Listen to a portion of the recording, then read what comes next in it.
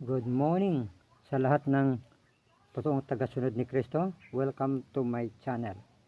So ang ibabahagi natin na salita ng Diyos itong sa Revelation chapter 13 verse 18.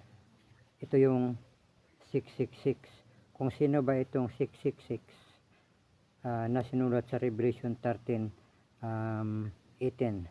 Kasi may mga lumalabas na mga interpretasyon patungkol dito at hindi naman naayon sa Biblia ang kanilang mga paliwanag. So yun, babasahin ko. If you have a Bible, just open it with me. Revelation or Pahayag 13 o 13, 18. Kailangan dito ang talino. Maaring malaman ng sinumang matalino ang kahulugan ng bilang na katumbas ng pangalan ng halimaw, sapagkat ito'y pangalan ng isang lalaki. Ang bilang ay 666. So, bigyan natin ng malawak na pag-uunawa itong sapagkat ito'y pangalan ng isang lalaki. So means, yung sinasabi ng mga kulto na ito'y biochip, paano naging lalaki ang biochip? Sige nga kayo mga kulto, pakisagot kung lalaki ba yung biochip. Biochip, it's a computer logic or a computer. What we call that? It's a computer logic ata. Hindi ko masyadong nabasa pero yun ang pagka-interpret ng biochip. So, ang tanong ko sa mga nagmamagaling o nawala namang alam, I'm sure. Sapagkat ito'y pangalan ng isang lalaki. Common sense, pangalan ng isang lalaki. So paano naging biochip? Paano naging microchip or computer ang pangalan ng lalaki? Kailangan dito ang talino, ang sinumang matalino ang kahulugan. Ulitin ko. Kailangan dito ang talino. Maaring malaman ng sinumang matalino ang kahulugan ng bilang ng katumbas ng pangalan ng halimaw, sapagkat ito'y pangalan ng isang lalaki. So in English ito babasahin is required wisdom. Yeah, required wisdom. So kailangan ang talino, not only talino lang, is wisdom from God. So kung wala kang wisdom ni God, ang ibig sabihin, pag nagturo ka ng biochip, hindi ka sa Diyos, kulto ka. Bakit mo dadagdagan ang salita ng Diyos na hindi naman nakasulat? Sinabi nga katumbas in, ano ba sa English ito? Basta ito katumbas, sapagkat pangalan ng isang lalaki, ang bilang ay 666. So wala na tayong pagtatalunan dyan. Katumbas ng pangalan ng lalaki, ang bilang ay 666. So yung 666, hindi yun biochip. Sinabi na nga dito katumbas ng pangalan ng lalaki. Lalaki, paano naging biochip yun?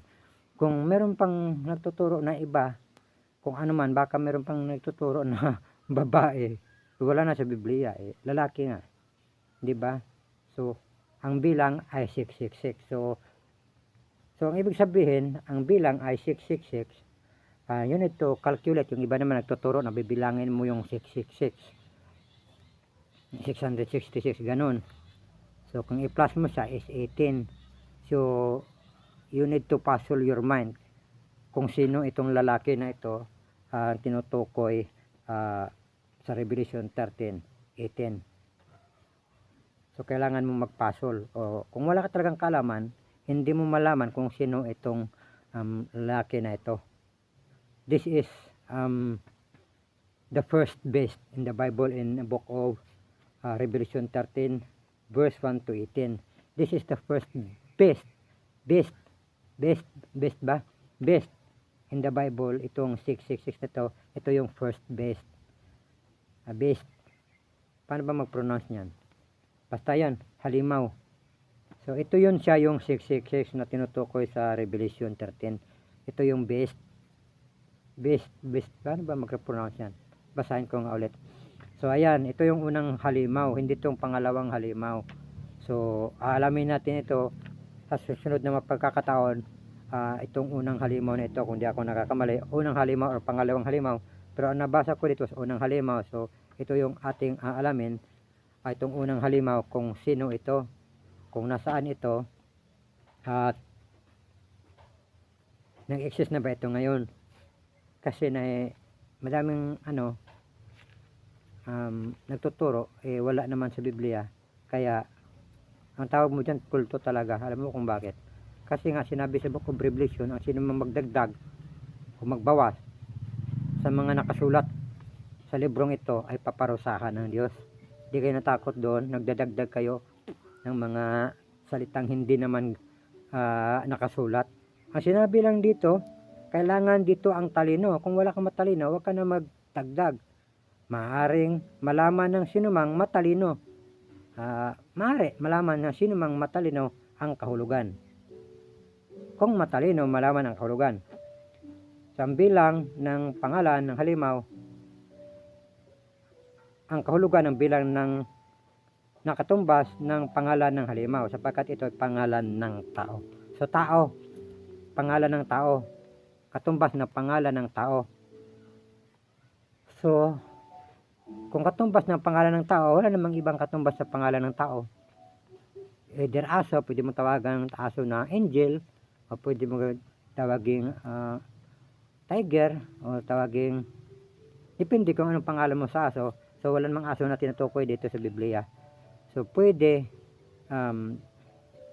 yun lang ang pangalan ng tao. Pwede din sa baboy, pwede yung pangalan yung baboy ng pangalan ng tao, yung gusto mong pangalan dahil mahal na mahal mo, or lion, tiger, kung close na close mo, parang ganyan, pwede mo tawagin. So kung sapagkat ito'y pangalan ng isang lalaki, so lalaki siya. Lalaki siya. So wala nang ibang diskusyon. So katumbas ng pangalan ng lalaki dahil halimaw siya, so ni-represent na lang, or maybe ni-represent dito sa Bible na katulad siya ng pangalan ng lalaki kasi halimaw siya. Paano ko ba ito i-explain sa inyo? Halimaw this is a person, naging halimaw lang dahil sa he is a devil, or he is a blasphemous person before God. Ito yung nagbablaspheme sa pangalan ng Diyos, so tinawag siyang halimaw. So nakalagay dito is katumbas ang pangalan ng lalaki. So malalaman natin sa mga susunod na mga pagkakataon, ipayagan tayo ni God na ating ibahagi ang salita nito. Pero yung tanong ko, bakit meron kayong mga idea, you welcome to comment. Itong sinasabi na ang bilang ay 666. Ulitin ko, sapagkat ito'y pangalan ng isang lalaki, ang bilang ay 666. Sapagkat ito'y pangalan, ulitin ko, kailangan dito ang talino. Maaring malaman ng sinumang matalino ang kahulugan ng bilang ng katumbas ng pangalan ng halimaw. Katumbas ng pangalan ng halimaw. Sapagkat ito'y pangalan ng isang lalaki. Pangalan pala ng isang lalaki, yung halimaw. Mali pala yung sinabi ko na katulad ng isang pangalan ng lalaki. Pangalan pala ng lalaki ang halimaw. So sino itong halimaw na sinasabi dito na ang bilang ay 666? So yun ang tanong ko sa inyo, kung sino ito. So malalaman natin yan sa mga susunod na pagkakataon kung sino ito, kasi ito lang yung binahagi ko, yung Revelation 13:18. Kasi yung aking cellphone baka hindi na mabot ng matagal, yung 14-15 nga minutes hindi na mag-upload. So kailangan kong isa-isahin ang paglalahad o pagbabahagi para naman ma-upload ko sa YouTube. So ayun, ulitin ko, ang tanong is, sapagkat ito ay pangalan ng isang lalaki, ang bilang ay 666. So sino ito ang halimaw na ito na sinasabi sa Biblia? Ito ba buhay pa o ito'y patay na? So yun, comment down dyan below. So good morning, God bless us all.